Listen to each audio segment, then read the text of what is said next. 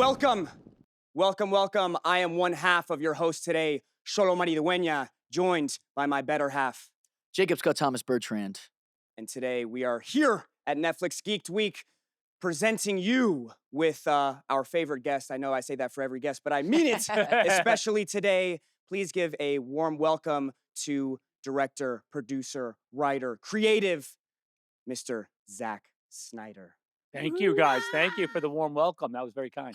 Heck Thank you so much for joining us. We are so pleased to be in your presence. This is definitely a crazy moment, but we'll try to keep things simple, fun, and first and foremost, we're two best buddies, just wanting to learn more about you and spread positive vibes.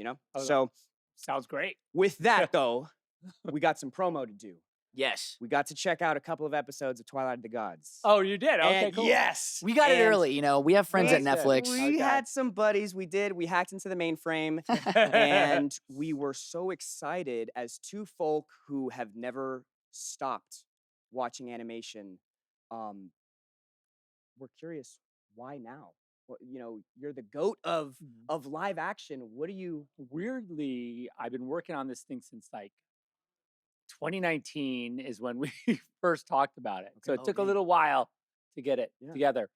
But yeah, we my friend Jay Oliva and he's like an animation director who did all the big DC animated films.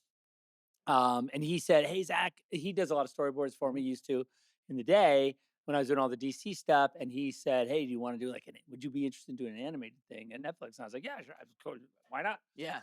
And so they were like, "What about, do you like Norse mythology?" And we were like, "Yeah, I love that. It'd be cool." So then we just literally went away and came back. We said, "What about this?" And they said, "Great." And so then we just started working on it. And now here we are, 5 years later. You're like, wait a second, it's coming out. Took forever, yeah. How it is with but no, really had a great time doing it, and it's super fun and crazy. And I was like, okay, it's gonna be so adult. I want to make sure it's like, there's a lot of adult things in it. So be aware of that when you watch it, because it's good fun. But I just think it's animation. It's time, for us to just not, it's a great way to tell stories and create amazing images and really have a good time. And I think that it's time for everybody to just, if you don't watch animation, it's time to start. Right? It's 100%. And, I guess the timing is a big difference between live action and doing animation. But what we say is like a hurdle you overcame with, filming in animation versus doing live action. I think mostly I think once we sort of settle on an animation, we have this company called Xolo in France that was our animation studio. We did pretty much all the design and like all the animatics and on storyboards in-house. And then we went to them in France and they were amazing. But I think just really locking them in and getting, having, because then it's really real, right? Yeah.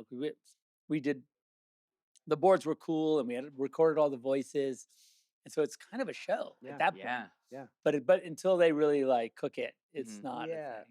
I gotta imagine it turns it less from an assembly line, like I have my piece, you pass it, you do your thing, to more of a family, like y'all know the vision that we're trying to do. It's unlike maybe an opportunity where you get to be there with the camera. You have to be good with your words, I imagine, and and I draw, and so it's pretty helpful. That's cool. That part's really helpful because I can be like, oh, this is more like what I was thinking, and then everyone's like, okay, got it. And I do that. When we do live action, I draw most of the storyboards. I draw myself, and it's a pretty exhausting process, as you can imagine. But it's also super helpful because everyone knows kind of what we're doing. Well, yeah, and you are so familiar with it because you're hand drawing it yourself. And then when we get there, I'm like, okay, well, yeah, I guess that's it.